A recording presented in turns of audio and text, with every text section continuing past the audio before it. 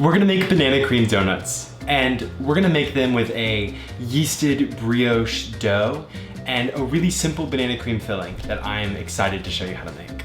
The first thing that we need to do is make the donut dough.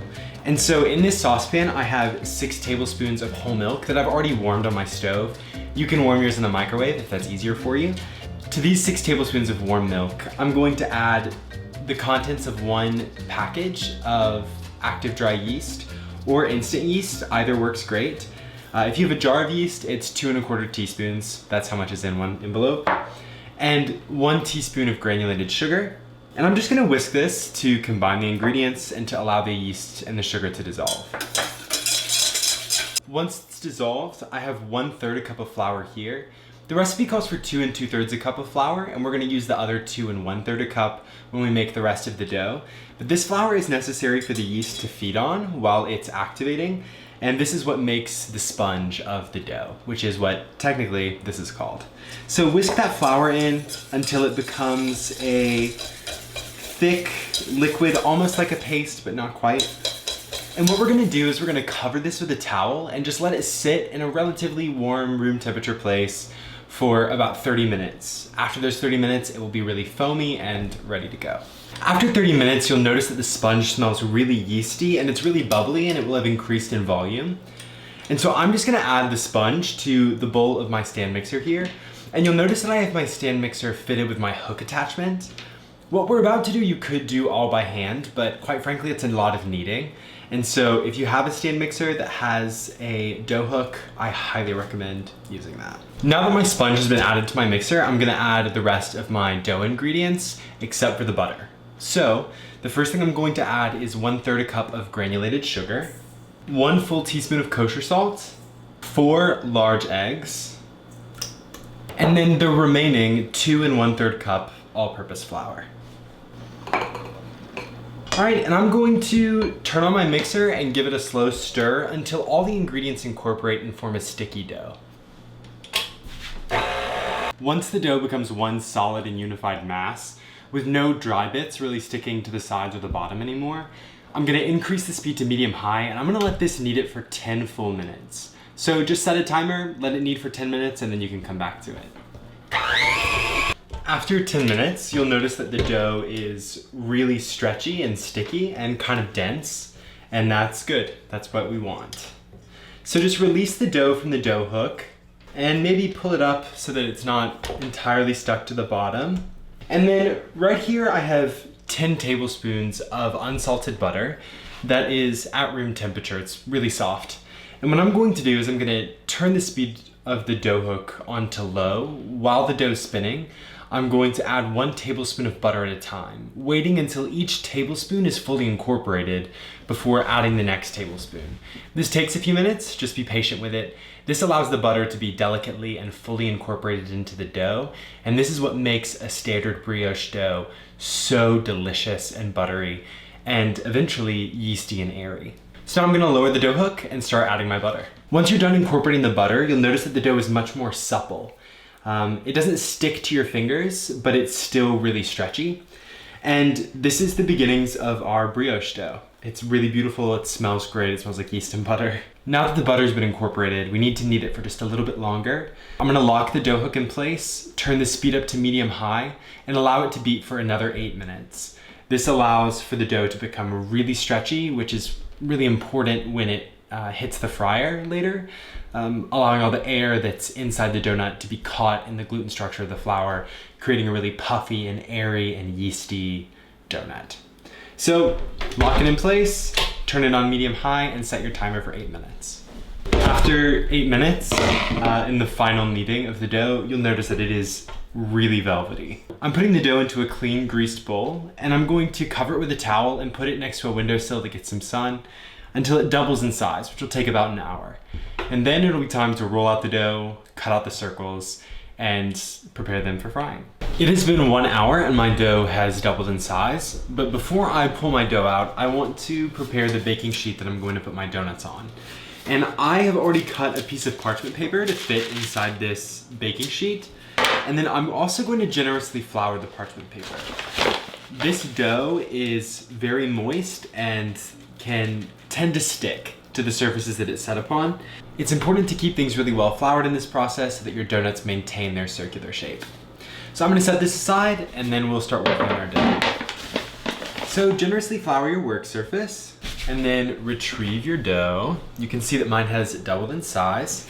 Just punch it down in the center to release some of that gas and turn it out onto your table. As you press it down, you can feel some of the gas coming out of the dough as well. That's good. Flour the surface, and then we're gonna pat this out into a 1-inch thick circle. And then once we get it to the right size, we're gonna use a 2.5-inch round cutter to cut out these donuts and to place them on our prepared baking sheet. And we wanna leave about 1 inch to 1.5 inches of room between each of the donuts on the baking sheet because over the next hour and a half, these donuts are gonna expand dramatically. Once you've punched out all your donuts and you have them on your baking sheet, just dust the tops of them with some flour so that they don't stick to the bag. And I like to put these inside an unused trash bag. This just prevents any drafts of air from getting in and drying out the surface of the dough or messing with the dough as it rises for the second time. The second rise is really important, and it helps ensure that the dough puffs pretty dramatically in the oil, which you need in order for it to cook all the way through in such a short period of time. These donuts really only fry for 1 minute to 2 minutes, so it's important that the yeast be exactly where you want it to be when it goes into the oil. With that said, I've got my unused trash bag right here.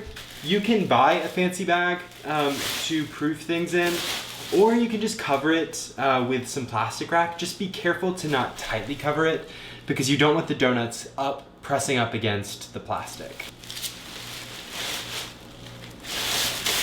All right, my bag is good to go. And I'm gonna set this aside until these donuts double in size, which will take about 1.5 hours. Once they're done, we want to have the filling already made and we want to have the oil ready because they need to go straight into the oil. These donuts only fry for less than 2 minutes, and so it's important to be able to go pretty quickly once they're ready. So we're gonna set this aside and we're gonna make our banana cream filling. To make the filling for these donuts, we're going to kind of cheat a little bit. Bakeries traditionally make their own pastry creams, which take quite a lot of work, and this is a much simpler way to accomplish a very similar effect in your donut filling. So the first thing we're going to do is take 2 cups of heavy cream, and I'm just gonna add them to my mixer with my whisk attachment, and I'm going to whip this until soft peaks form. I'm not adding any sugar to the whipped cream. It will be sweetened by the pudding mixture in a moment. So just whip this until soft peaks form. My whipped cream is done beating to soft peaks. You can see the whipped cream holds its soft peak. It's perfect to be incorporated into the filling mixture. And then in this bowl, I have 1/2 cup of sweetened condensed milk, and to it, I'm gonna add 1/2 cup of whole milk. And just whisk until the sweetened condensed milk is dissolved into the whole milk. And the secret ingredient to all of this, the thing that makes this filling work, is a package of instant pudding mix. This is a 5.1 ounce package of banana cream instant pudding mix, and I'm going to whisk it into the sweetened condensed milk and whole milk mixture until it's fully dissolved. It smells incredibly of banana instantly. It also becomes a really bright yellow color. And once the pudding mixture is dissolved, we're then going to add it to the whipped cream and fold it with a spatula until no white streaks of whipped cream remain. Once it's fully incorporated and there are no streaks, we'll cover the surface with some plastic wrap and pop it in the fridge to wait until it's time to fill the donuts. While it's in the fridge, the pudding mixture will set in the structure of the cream, and so the air that's been whipped into the cream will maintain its form inside the filling, making a really velvety, airy, soft banana cream filling that is frankly incredibly delicious and way easier to make than pastry cream. I'm gonna press the plastic wrap right onto the surface of the donut filling so that it doesn't get a skin while it's in the fridge. It's been 1.5 hours and my donut rounds are ready to go into the oil. You can see that they've puffed quite a bit, mostly vertically. They've come up, risen up, and they are ready to go into the oil. There are a few things you need to do to make this whole frying process a success. You want to have a baking sheet with a wire rack set in it so that when the donut is done frying, you can transfer it immediately onto this, and any extra oil can drip off of the donuts. You also want to have your oil preheated to 355 degrees. You can do it in a deep fryer, a digital one that sets the temperature for you, or you can set it yourself by using a thermometer and your stovetop. You just want it to stay at 355 degrees. These donuts are gonna fry on each side for about 40 seconds. So altogether, you're talking about a 1 minute and 20-second process of cooking. They will expand dramatically in the oil. And so it's a good idea to fry no more than 2 at a time. You can use tongs to flip it. You can use a spatula to take it out, or the tongs to take it out, whatever you have. The key is just to work quickly and to make sure that it's not over browning or burning. All right, let's get going. My donuts are done frying and they fried in just a few minutes, as you could see. What you need to do now is pick up each of the donuts and find a point in the side and use the back of a spoon, a knife, or a fork to kind of poke a hole and just make little swirling motions to make some room for the banana cream filling. So I'm gonna do this to the rest of the donuts. Okay, I've made a hole in all of the donuts, and here I just transferred the banana cream filling to a piping bag. You can use a Ziploc bag if you need and just cut off the end and wedge a piping tip in the end. It just makes it way easier to actually fill the donut and not make a mess. So I have your piping tip. I'm just using a wide round piping tip, and insert and then just squeeze to fill each of the donuts. The last step of this process is to dust the donuts with some powdered sugar, and then they are ready to eat. There you have it. A filled banana cream donut that I promise you is worth all the effort. Let's try it.